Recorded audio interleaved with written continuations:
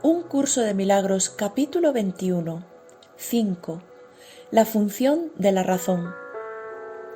La percepción selecciona y configura el mundo que ves. Literalmente lo selecciona, siguiendo las directrices de la mente. Las leyes del tamaño, de la forma y de la luminosidad tendrían validez, quizá, si otras cosas fuesen iguales. Pero no lo son, pues es mucho más probable que halles lo que buscas que lo que prefieres pasar por alto. La apacible y queda voz que habla en favor de Dios no se ve ahogada por los estridentes gritos e insensatos arranques de furia con los que el ego acosa a aquellos que desean escucharla. La percepción es una elección, no un hecho, pero de esta elección depende mucho más de lo que te has dado cuenta hasta ahora, pues tu creencia acerca de quiénes eres depende enteramente de la voz que elijas escuchar y de los panoramas que elijas ver. La percepción da testimonio únicamente de esto, nunca de la realidad. Puede mostrarte, no obstante, bajo qué condiciones es posible tener conciencia de la realidad, o aquellas en las que nunca sería posible. La realidad no necesita tu cooperación para ser lo que es, pero tu conciencia de ella necesita tu ayuda, ya que tener esa conciencia es algo que tú eliges. Si le prestas oídos a los dictados del ego y ves lo que él te indica ver, no podrás sino considerarte a ti mismo insignificante, vulnerable y temeroso. Experimentarás depresión, una sensación de no valer nada, así como sentimientos de inestabilidad e irrealidad. Creerás que eres la desvalida víctima de fuerzas que están más allá de tu control y que son mucho más poderosas que tú. Y creerás que el mundo que fabricaste rige tu destino, pues tendrás fe en eso. Pero no creas que porque tengas fe en eso, ello pueda hacer que sea real. Hay otra visión y otra voz en las que reside tu libertad, que tan solo están aguardando tu decisión. Y si depositas tu fe en ellas, percibirás otro ser en ti. Este otro ser considera que los milagros son algo natural, pues son tan simples y naturales para él como respirar lo es para el cuerpo. Constituyen la respuesta obvia a las peticiones de ayuda, que es la única que él ofrece.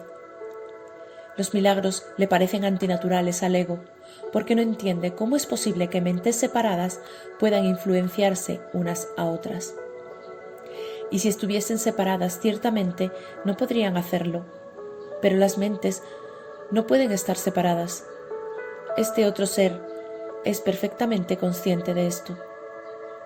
Y así reconoce que los milagros no afectan la mente de otro, sino la suya propia. Los milagros siempre cambian tu mente, pues no hay ninguna otra. No te das cuenta de hasta qué punto la idea de la separación ha interferido en el ejercicio de la razón. La razón mora en el otro ser que has excluido de tu conciencia, y nada de lo que has permitido que permanezca en ella es capaz de razonar. ¿Cómo va a ser posible que aquel segmento de la mente que esté desprovisto de razón pueda entender de lo que es la razón o comprender la información que ésta le podría suministrar? De ese segmento pueden surgir todo tipo de preguntas, pero dado que la pregunta básica solo puede proceder de la razón, él jamás la podrá plantear. Al igual que todo lo que procede de la razón, la pregunta básica es simple y obvia. Si bien aún no se ha planteado, mas no creas que la razón no la podría contestar. El plan de Dios para tu salvación no se habría podido establecer sin tu voluntad y consentimiento. Tuvo que haber sido aceptado por el Hijo de Dios, pues lo que Dios dispone para él no puede sino aceptarlo. Y Dios no dispone nada sin su Hijo, ni su voluntad depende del tiempo para consumarse.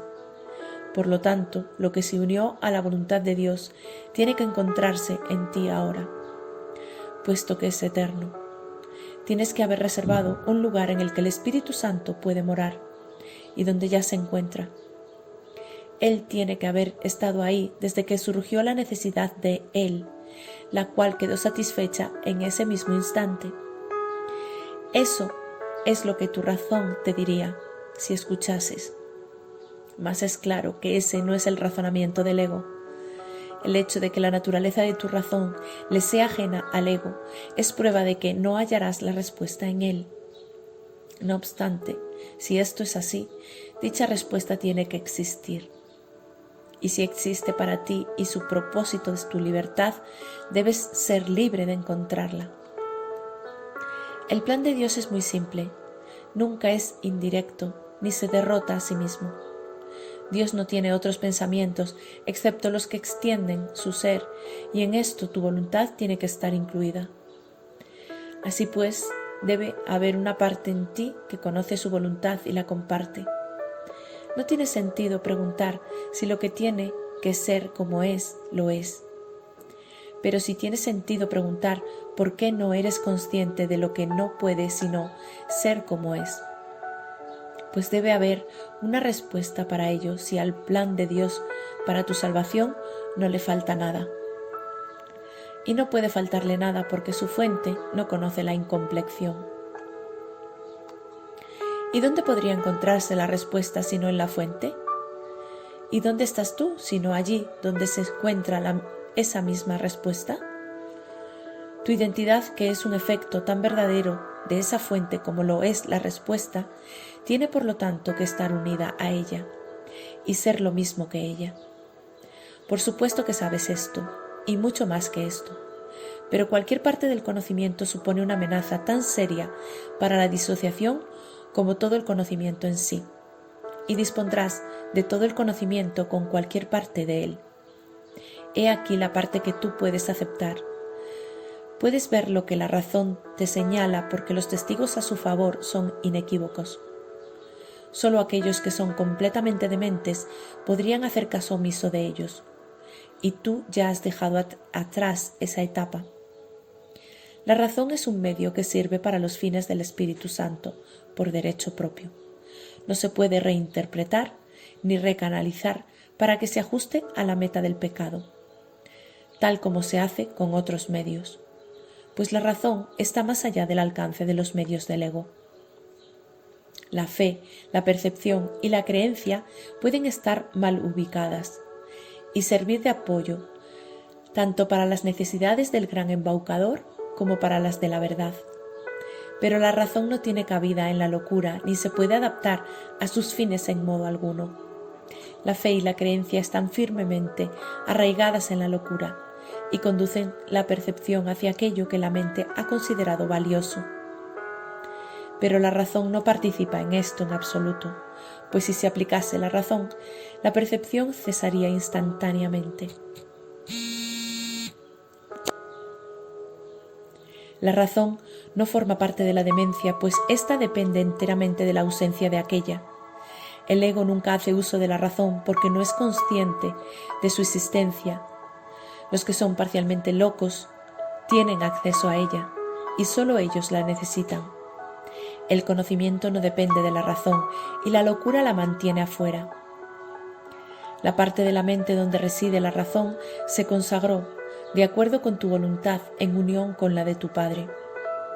El deshacimiento de la demencia, ahí el propósito del Espíritu Santo se aceptó y consumó simultáneamente.